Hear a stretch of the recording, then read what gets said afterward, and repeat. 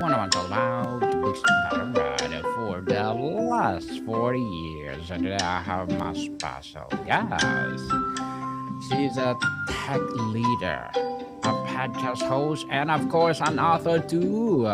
She's the author of the two books, no other than Miss Sheikha Singh. Hi, Daniel. Welcome, Miss Sheikha, on Book One One Review. And can you please introduce more about yourself that I miss? Of course, yes. Hello, everybody. My name is Sheekha Singh. I am, like Daniel said, a podcast host, an author, and a tech leader. Been in the IT industry for over 12 years now and published two books. So today I am here to talk more about them and hopefully convince you to buy them. Yes, people, let's support Miss Sheikha Singh.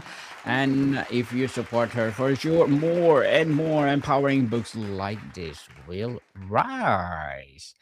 So let's talk about the bridging the books, the philosophy and sustainable success.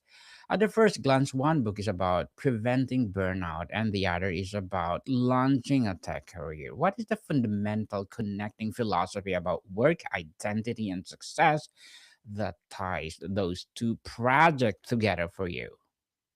It's all about ambition. And when you think about a tech career, when you think about people who are growing up or climbing the ladder in the tech career, you cannot talk about that without talking about burnout. You cannot have success without talking about burnout because everybody at one point in time or the other has suffered burnout. But when it comes to overachievers, they just have no idea that they are undergoing burnout. And if you ask me what's connecting between these two books, it's me. I wanted the awareness with the first book that, IT is not difficult. It was why we need more women in tech. And the first book had a list of 30 plus jobs that do not require coding experience.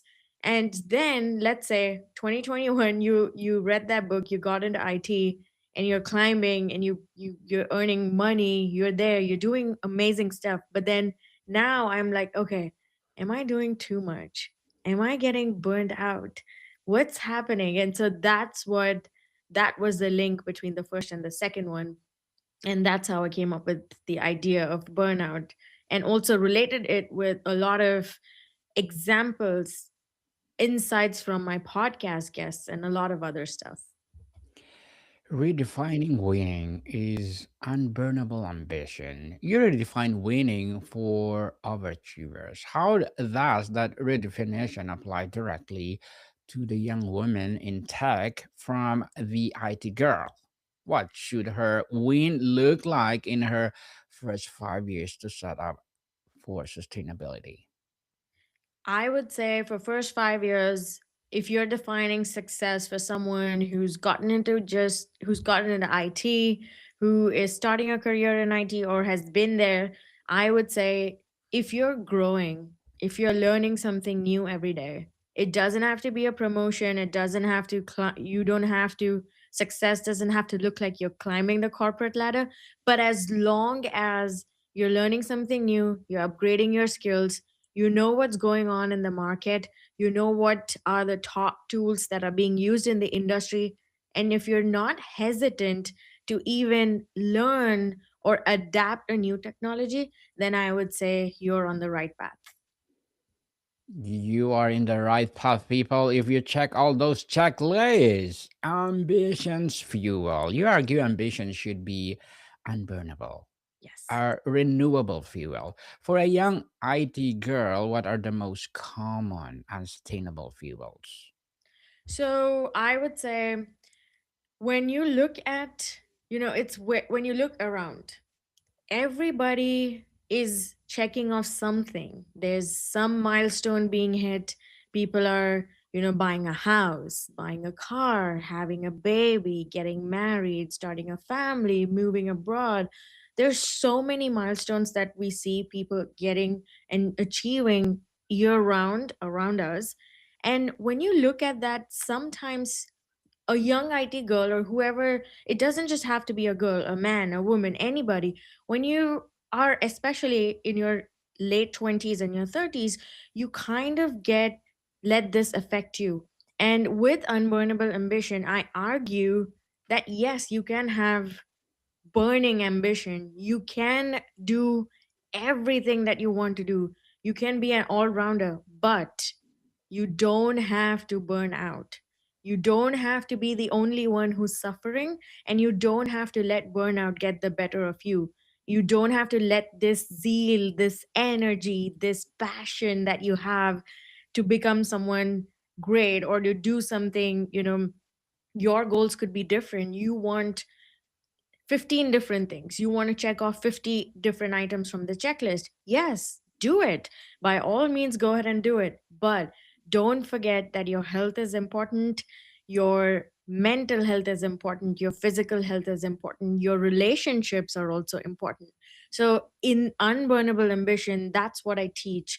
I say, yes, go for your ambition, be that overachiever that you always were, but start a boundary, set boundaries, and don't let burnout take over your original true self.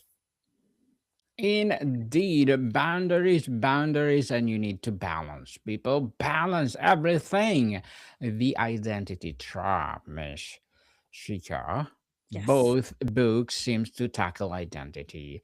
The overachiever whose worth is their own output, and a young woman forging an identity in the field where she might feel like on other.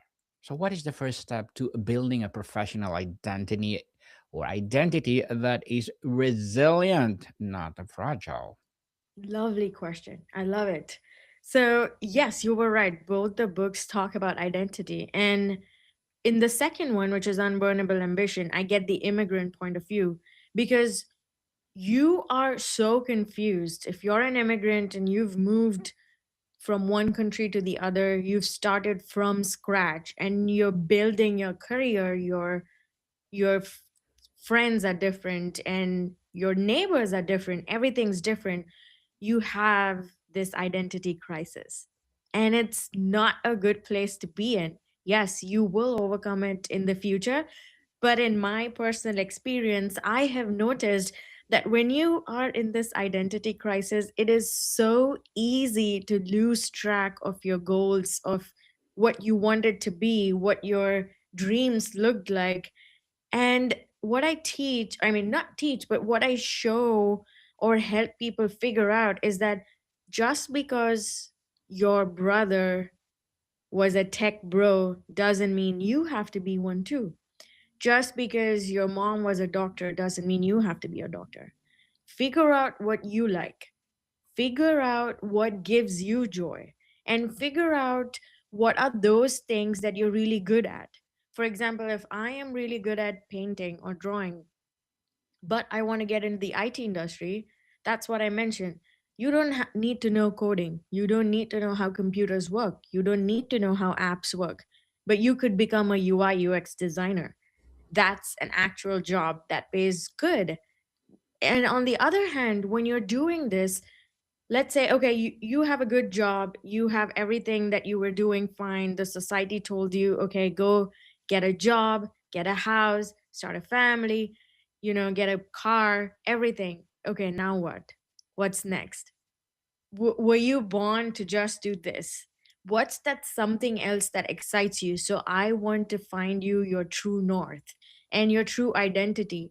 Who are you without the titles? If I were to ask you to introduce yourself to me without naming which company you work for, what's your salary, and what's your role, what kind of a person are you? So that's the identity that I want you to build and think about. Hmm. Build and think about. We like that. Miss Shika, we like that. So the three-step filter. Work after the through the three steps in a practical way. Even listeners is overwhelmed by options in tech. What is the first most clarifying question should ask herself to start the process? Yes. So the three steps that I explain in the first book is first, figure out what you're good at. What so when you're a child, you have hobbies. When you were young, people would always tell you, "Oh, you know what? You're really good at this." Even when you grow up, even if you don't have time to do certain things, people come and tell you, "Oh, you know what? You're really good at this. You're really good at that. You're good at solving problems. You're good at giving, tackling data, giving insights." So first step would be find out what you're good at. Second would be get awareness. Learn about where you can actually implement these things. For example, like I mentioned, the UI UX thing, you're good at drawing, you've been there, you're really good than the average person. Go learn and get awareness of all the kinds of jobs that are available in the IT industry that require your skill. Third is to actually do something about it. So when you're thinking about, okay, I know I'm a good designer, I know I can, if people are just explaining something to me, I can right away, translate that into a mock up, into an image, then start building your skill. For example, if certain companies do not hire, if you do not have a computer science background or a respective degree, but if you don't have a degree in computer science, that shouldn't stop you. So, step three would be get yourself a certification, get yourself into a boot camp, get yourself into some sort of group or something, credibility, build that credibility, and then start applying to the jobs. And you'll definitely start a career in the tech industry. Start a career for sure. So to encourage looking past generic titles like developer or analyst, how do you teach someone to see behind a curtain to understand the actual day-to-day life, culture, and impact of a specific tech role? Perfect. So, the first thing that comes to your mind whenever someone says IT or tech is coding and different sorts of programming languages. But I want to encourage you, there's so many resources out there. Start with a basic YouTube channel that teaches you apps 101. You have it on your Mhm. phone, you use it every day. Instagram, Facebook, just go out and Google how does an app work? You know how you get those updates every weekly or once in 2 weeks? Those are releases.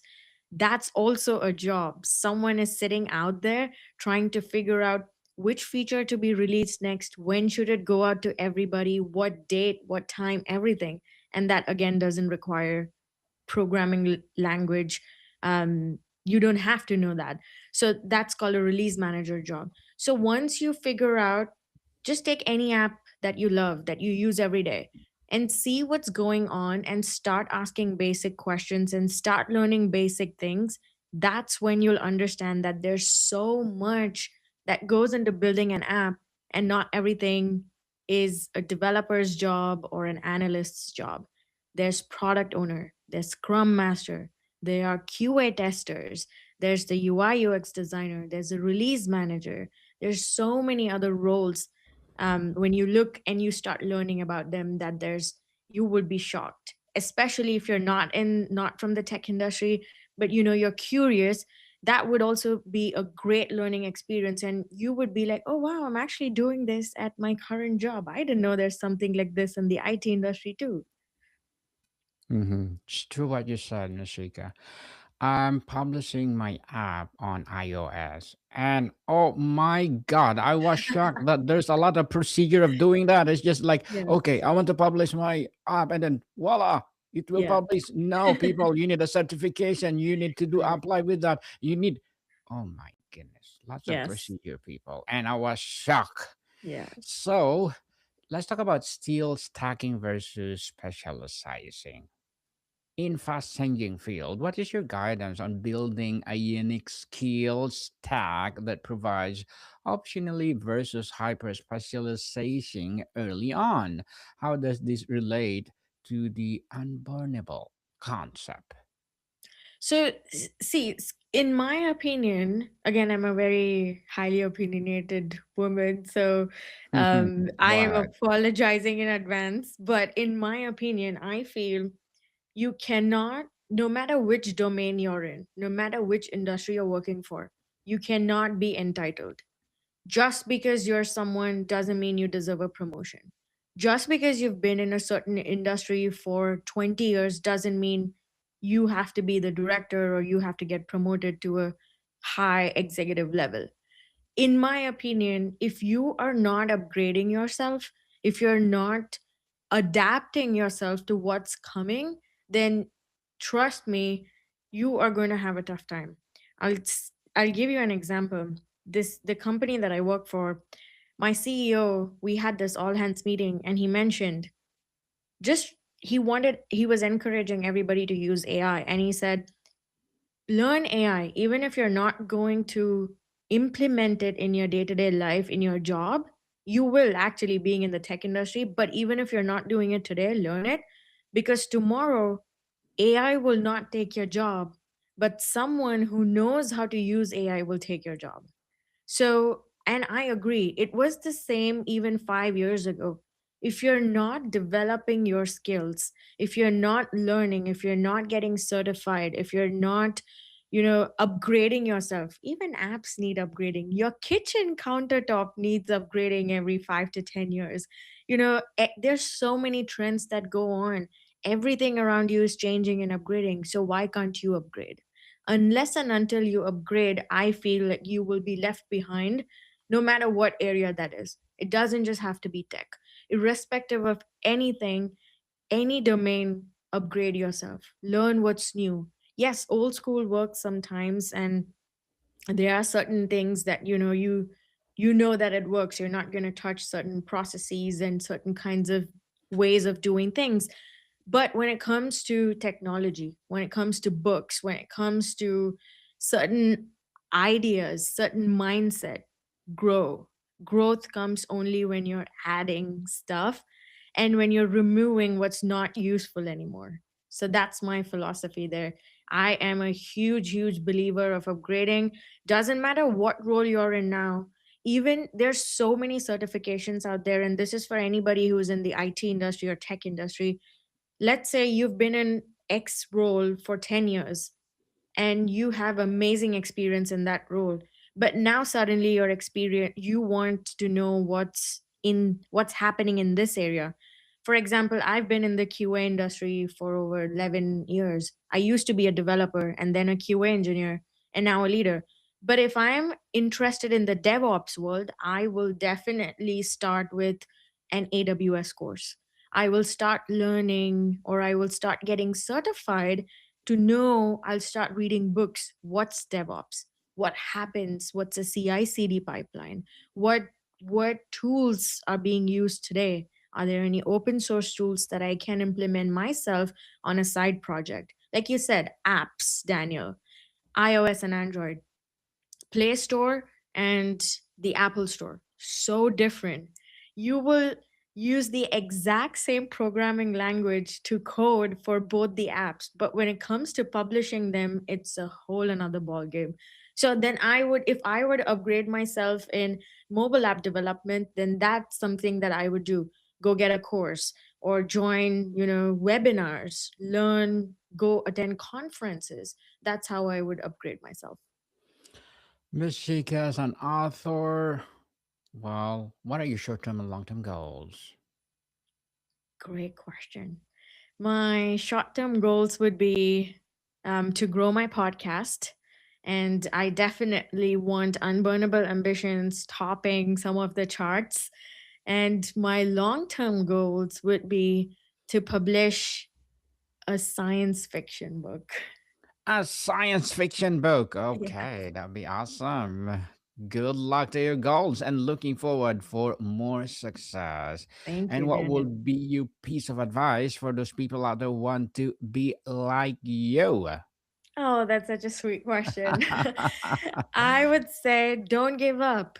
Don't give up and just keep going. Trust yourself. If you trust yourself and your skills, and if you know that there's someone someone somewhere out there looking for content that you are producing, anything that you're writing about, anything that you're talking about, then do it. Don't even think twice. Don't get hooked up on how your cover picture is or how your sound quality is. For example, if you want to be a podcast host, if you have 10 topics already ready in your head that you can talk about continuously for 30 minutes, just go for it. You can change, you can rebrand, you can update everything later.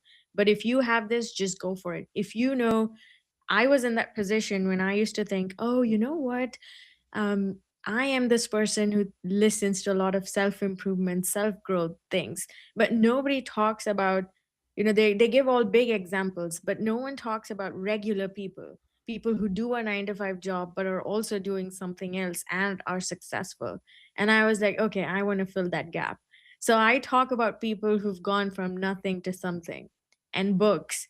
If you love writing, if that is something that was a hobby of yours when you were little, start practicing, start publishing blogs, start posting on Instagram, social media. And then when you feel that, okay, you have certain content, you're doing enough research, you have enough credibility, go for it. There's so many options. You don't have to wait for a publisher. You can self-publish your books. And next, tech. If you want to become a tech leader, build your leadership skills, be proactive, learn how to do more, but also do it the right way. You don't have to work extra hours to prove that you're an amazing employee.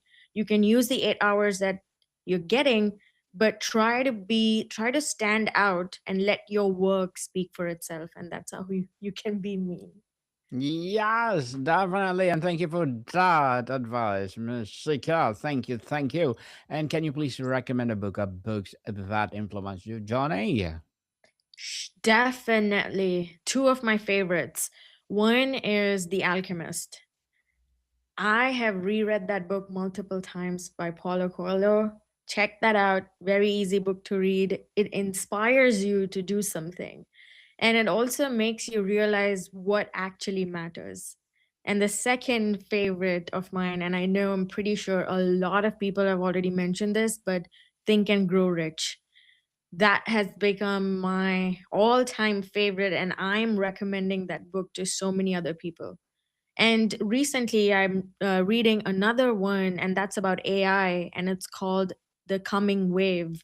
And it talks about all the details, the past, how we've adapted to technology, and what kind of role AI is playing. And it's insane how we don't realize where we've come from and where we are at in terms of adapting technology. So that's another great read too. I would say all these three books, the first two have definitely influenced my writing, what I do every day, and how I think about certain things. The Coming Wave would be something that I'm going to implement and talk about to more people in the future. Well, thank you for that recommended books, Miss Sheikha. And people, Miss Sheikha will be my guest on my upcoming podcast to be published, AI 101. And of course, Tech 101. Please listen to them wherever you listen. Your podcast soon. So, Ms. Shika, let's talk about the personal foundation. Beyond work skills, what personal practices or boundaries are non negotiable for maintaining one's sense of self and resilience while climbing the demanding, often male industry? Great question. I learned this the hard way. But there are two things that I want to say. Learn to say no, be it your personal or your professional life, especially in your professional life. Second, have a script ready in your mind or on your on your desk, or have a note. But I started doing that. As women, it's very easy for us to say okay to everything. Oh yeah, sure, I'll do it. You know what, fine, that's okay, I can do it, I already know how to do it. That's okay, it's going to take me 2 minutes, I can finish it in by the end of day. I will give you this by tomorrow. I will have this ready to you by the day after tomorrow. We are wired that way that it is very difficult for us to say no to certain strong, intimidating men. But I learned that the hard way, that if you want to be rewarded for your work and if you don't want to burn out, you have to draw that boundary very clearly. And I have a story here. I tell this to, I've also mentioned it in my second book, so go check that out. What happened was this person joined my team, and I started doing a lot of his work initially because I wanted to help him out. And I knew most of the stuff that his role entailed. And in doing that, I sort of gave him the impression that it is okay for me, okay for him to dump most of his responsibilities on me. And because I didn't draw that boundary earlier, I started to suffer, and it was bad. Like, it was so bad. My mental health was affected, my physical health was affected. I was worried about whether the client would be affected. The client ultimately has to be happy. So I thought to myself, okay, I'm doing this for my company. I want the client to be happy. So I started doing his work in addition to my work. And then one day I decided, okay, I've had enough. I'm not taking this anymore.